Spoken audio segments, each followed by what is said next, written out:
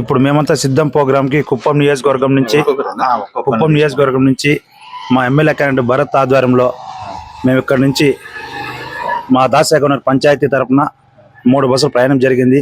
గత ప్రభుత్వం కంటే మాకు ఇప్పుడున్న ప్రభుత్వం వైఎస్ఆర్ కాంగ్రెస్ పార్టీ తరఫున సంక్షేమ పథకాలు కానీ, ఆయన ఇచ్చినటువంటి నవరత్నాల పథకాలు కానీ, పేదవాళ్ళకి ఎలా అందాలన్న వ్యవస్థపై వాలంటీర్ వ్యవస్థని తీసుకొని వచ్చి ప్రతి ఇంటికి సంక్షేమ పథకాలు ఎలా ఇవ్వాలని చెప్పి వాలంటీర్ వ్యవస్థ ఇచ్చి ప్రతి పేద ఇంటిలోనూ తన బిడ్డలు తన అమ్మా నాన్నతో సహా చూసుకొని ప్రతి ఇంటికి పథకాలు అందజేస్తూ ప్రతి ఒక్కరిని పలకరిస్తూ పాదయాత్ర చేస్తూ పాదయాత్ర చేసినప్పుడు హామీలు ఇచ్చినటువంటి పథకాలు ఏవైతే ఉన్నాయో ప్రతి ఒక్కటి దానికి అంతకు మించి 100 సార్లు 100 పథకాలు తీసుకొని వచ్చి మా అందరికీ కానీ చెప్పిన హామీల కంటే ఎక్కువ చేయించి మాకు వాలంటీర్ వ్యవస్థ తీసుకొచ్చి ఇప్పుడు పింఛన్ వ్యవస్థ అయితే చంద్రబాబు నాయుడు గారు ఈ పింఛన్ వ్యవస్థని ఈ నెలలో మేము పెంచినటువంటి పింఛన్ 3000 తీసుకొచ్చిన పింఛన్ని ఈ నెలలో దగ్గరలో ఇస్తే వైఎస్ఆర్ కాంగ్రెస్ పార్టీ ఆదరించినట్టు జగన్మోహన్ రెడ్డి మళ్ళీ అధికారంకి వస్తారని చెప్పే ఉద్దేశంతో చంద్రబాబు నాయుడు గారు ఈ పింఛన్ వ్యవస్థను ఆపేయడం జరిగింది.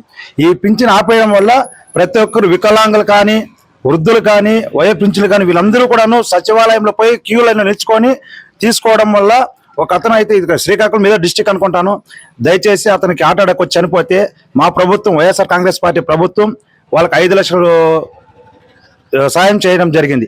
ఆ వ్యవస్థ లేకుండా దయచేసి వాలంటీర్ వ్యవస్థ ద్వారా పింఛన్లు అందజేసింటే చాలా బాగుండేది. చంద్రబాబు నాయుడు గారి దృష్టి చాలా దరిద్రంగా ఉంది, ఆయన ఆలోచనలు చాలా దరిద్రంగా ఉన్నాయి.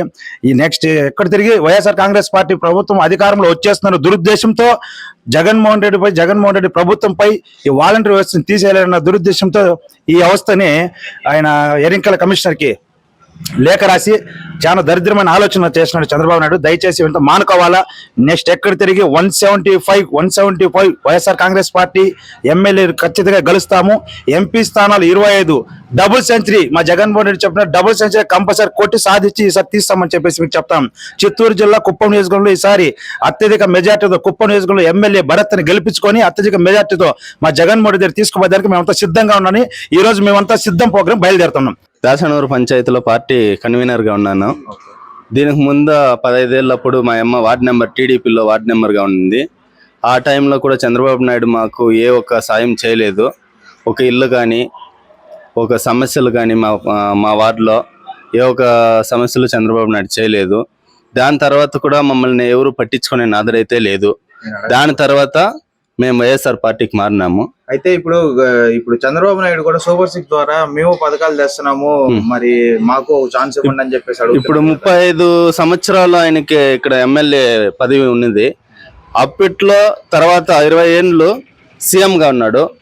అప్పుడు రాని పదవులు, అప్పుడు రాని పథకాలు, అప్పుడు రాని ఆలోచన ఇప్పుడైతే ఎందుకు వచ్చిందో అయితే మాకైతే తెలియదు.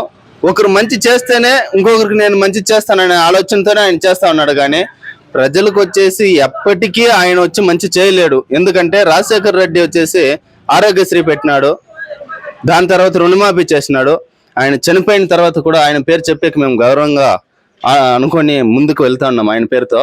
అదే మాదిరి ఆయన ఏదైనా ఒక పని చేసింటే చెప్పమానందా, మేము కూడా దానికి మేము ఏదైనా తప్పుగా ఆలోచిస్తే ఆయన చెప్పిన ప్రాబ్లం. ఈ నెల పెన్షన్లు అందరికి అందట్లేదు, ఈ నెల నుంచి ఆపేసారు. రాబోయే 2-3 నెలల్లో కూడా పెన్షన్స్ ఇట్లాగే ఉంటాయి, స్వచ్ఛాలయంకి వచ్చి తీసుకోవాల్సి వచ్చింది అని చెప్తున్నారు కదా. ఇప్పుడు చంద్రబాబు నాయుడు ఆలోచనతో జగన్మోహన్ రెడ్డిని ఇలానే వదిలేస్తే వాలంటీర్ వ్యవస్థ ఎత్తుకోపోయి పథకాలు కరెక్ట్గా చేరుస్తా ఉన్నారు కాబట్టి మళ్ళీ ఇబ్బందులు వస్తుందనేసి ఆయన ఆలోచించి వాలంటీర్ వ్యవస్థను ఫస్ట్ స్టాప్ చేసినాడు. దాని తర్వాత ఏం చేసినాడు, పింఛన్లు వాలంటీర్లు ఇవ్వకూడదని చెప్పినాడు. దాని తర్వాత ఏమైంది, జనాలంతా ఇంకా వికలాంగులంతా ఇప్పుడు 15 లక్షల పింఛన్లు ఉంది, అందరూ రిటర్న్ అవుతారనేసి ఏం చేసినాడు, మళ్ళీ జగన్మోహన్ రెడ్డే పింఛన్ ఇవ్వలేదు అని ఇప్పుడు మళ్ళీ ఉల్టా మాట్లాడుతూ ఉన్నాడు. కాబట్టి అది అందరూ ఇప్పుడు ఎవరు జ్ఞానం లేకుండా లేదు. 20 ఏళ్ళకు ముందు ఉన్న రాజకీయం వేరు, ఇప్పుడున్న రాజకీయం వేరు, ఇప్పుడున్న జనాలు వేరు, అప్పుడున్న జనాలు వేరు.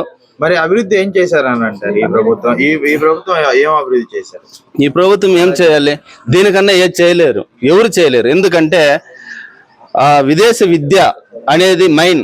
ఇప్పుడు కుప్పంలో వచ్చేసి చంద్రబాబు నాయుడు వచ్చేసి పిఎస్ మెడికల్ కాలేజ్ పెట్టినాడు, ప్రైవేట్ పెట్టినాడు, ఇంజనీరింగ్ కాలేజ్ పెట్టినాడు, ప్రైవేట్ పెట్టినాడు.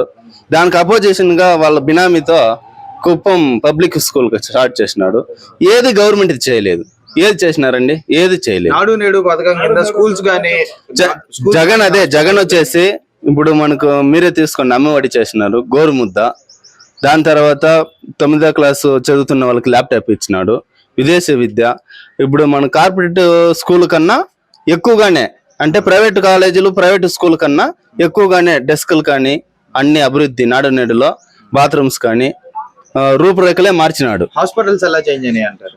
హాస్పిటల్, విలేజ్ క్లినిక్లు కట్టించినారు. అభివృద్ధి అంటే విలేజ్ నుంచి అభివృద్ధి రావాలి కానీ సిటీలు ఒకటి మాత్రమే అభివృద్ధి అవుతే కాదనేసి జగన్మోహన్ రెడ్డి ప్రతి ఒక్క విలేజ్ ను కవర్ చేసుకొని, నలుమూలల అన్ని గ్రామాలను కవర్ చేసుకొని, అన్ని విలేజ్లని ప్రజలు అక్కడ టౌన్కే కాకుండా ఆయా పంచాయతీకి అక్కడికే స్థిరంగా అక్కడే పోయి పని చేసుకునే మాదిరి. అక్కడ ఇప్పుడు ఒక రోజు పోతామంటే, టౌన్కి వెళ్ళినామంటే ముందే ఎంఆర్ఓ ఆఫీస్ ఉండేది, మండలంలో ఉన్న ప్రతి ఒక్కరు పోతే రద్దీ అయిపోయి ఈ రోజు అయ్యే పని వారం, నెల, 2 నెలలు, 3 నెలలు అవుతానింది. ఇప్పుడు అలాంటి ఏదే లేదు. సచివాలయము, వాలంటీర్లు అప్పటికే అక్కడక్కడే చేస్తా ఉన్నారు కాబట్టి ఏ ప్రాబ్లము లేదు.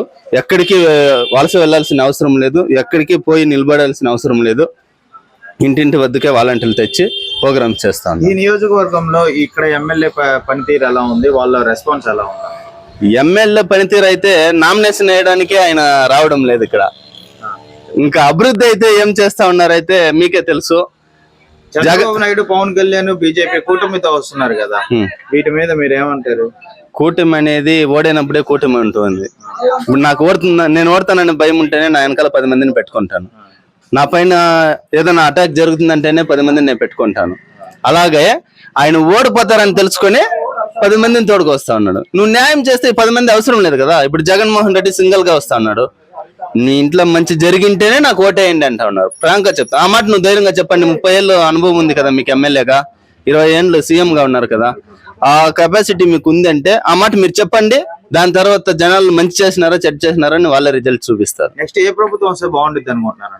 100 అయితే 100% విలేజ్ నుంచి చూసుకుంటే కూడా మేము ఒక్కరే కాదు చెప్తా అనేది, అన్ని జాగాలో చెప్తాను, జగన్మోహన్ రెడ్డి వస్తేనే బాగుంటుంది. Please subscribe .news.